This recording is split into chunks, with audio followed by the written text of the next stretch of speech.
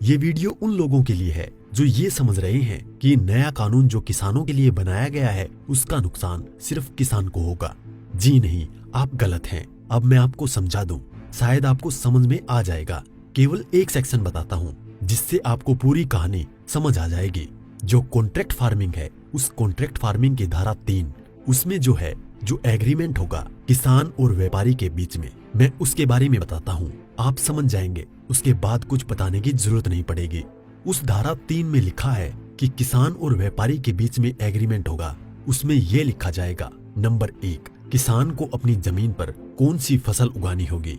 Number 2, उस फसल का ग्रेड क्या होगा, स्टैंडर्ड क्या होगा और उसकी क्वालिटी क्या होगी।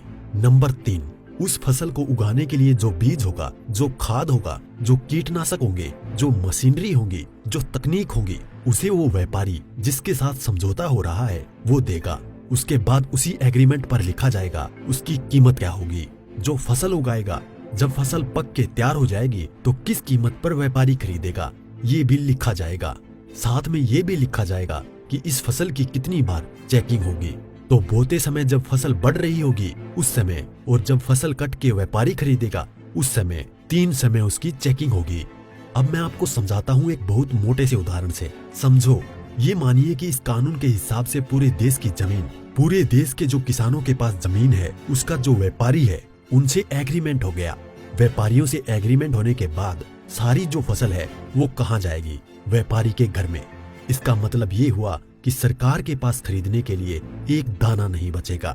सारी की सारी फसल व्यापारी खरीद के ले जाएगा। और व्यापारी कितनी फसल खरीद सकता है, पहले उस पे प्रतिबंधता थी। अब आवश्यक पशु अधिनियम से वो बैरिकेड हटा दिए गए हैं। यानी कि जो एक लगा रखा था बैरियर कि इससे ज्यादा नहीं खरीद सकते, लिमिट लगा रखी थी, लिमिट को खत्म कर दी। इसका मतलब व्यापारी जितनी चाहे फसल खरीद के अपने गोदाम में रख सकता है। अब मानिए कि पूरी फसल किसान से व्यापारी के घर चली गई, तो आप थोड़ा सा पीछे आइए। 2013 में इस सरकार ने संसद में कानून बनाया था इस देश के गरीब लोगों के लिए। 82 करोड़ गरीब लोगों के लिए नेशनल फूड सिक्योरिटी एक्ट यानी राष्ट्रीय खाद्य सुरक्षा कानून के तहत 82 करोड़ लोगों को 3 रुपए किलो चावल, 2 रुपए किलो गेहूं और 1 रुपए किलो मोटा अनाज देना था। अब मैं आपसे सवाल पूछता हूँ, अब समझिए, आप सब कुछ जब सारा अनाज व्यापारियों के पास चला गया, सरकार के पास कुछ नहीं है, तो सरकार इन 82 करोड़ लोगों को कहां से अनाज दिलाएगी, पहले तो ये बताएं। इसका मतलब जो 82 करोड़ गरीब सरकार की मदद पर निर्भर था वो खत्म हो गया। मतलब आप कह रहे हैं कि किसानों के खिलाफ बिल है, किसानों की भलाई की बात कर रहे हैं, किसानों के खिलाफ लोग समझ रहे हैं। नहीं, ये पूरे देश के खिलाफ है। इससे 82 करोड़ गरीब खत्म। देश में 5 लाख जो राशन की दुकानें हैं वो भी खत्म। 5 लाख राशन की दुकानों में कुछ रोजगार भी मिलता होगा, वो भी खत्म। अब इसके बाद आप आ जाइए कि जब किसान को सारी चीजें, जो खाद भी है, बीज भी है, कीटनाशक भी है, मशीनें भी हैं, तकनीक भी है, वो व्यापारी जिससे समझौता हुआ है वो ही देगा। तो जो व्यापारी ये काम करते हैं, कोई खाद बेचता है, कोई बीज बेचता है, कोई मशीन बेचता है, तो कोई कीटनाशक बेचता है, वो व्यापारी भी खत्म। तो आपने व्यापारी खत्म कर दिए, गरीब मजदूर खत्म कर दिए, और किसानों को आपने बंधक बना दिया, मजदूर बना दिया, गुलाम बना दिया। कैसे? अब मैं बताता हूँ। जब किसान की जमीन पर एग्रीमेंट हो गया तो किसान चाहकर भी अपनी जमीन में मानो मक्का बोए हुए है, मक्के से एक बोटा तोड़ के नहीं खा सकता। आज की तारीख में तो खेत में जाओ और एक नहीं 10, 20, 50 जितने भुट्टे तोड़ के खाने हैं खाओ, खूब सेक के रिश्तेदारों को भी ले जाओ। साथ में गन्ना अगर बो रखा है, एक गन्ना नहीं खा सकता। क्यों? क्योंकि व्यापारी से समझौता है। अगर एक गन्ना टूट लिया तो फिर उसके बाद व्यापारी से लड़ते रहो, आप एसडीएम के यहाँ, एडीएम के यहाँ। मतलब ये है कि अपनी ही जमीन पर किसान अपने लिए, अपने बच्चों के लिए अगर मन करता है, जो फसल किसानों ने उगाई है, किसानों की मेहनत है, उसमें से एक दाना नहीं ले सकता। ऐसे कानून का क्या करेगा किसान?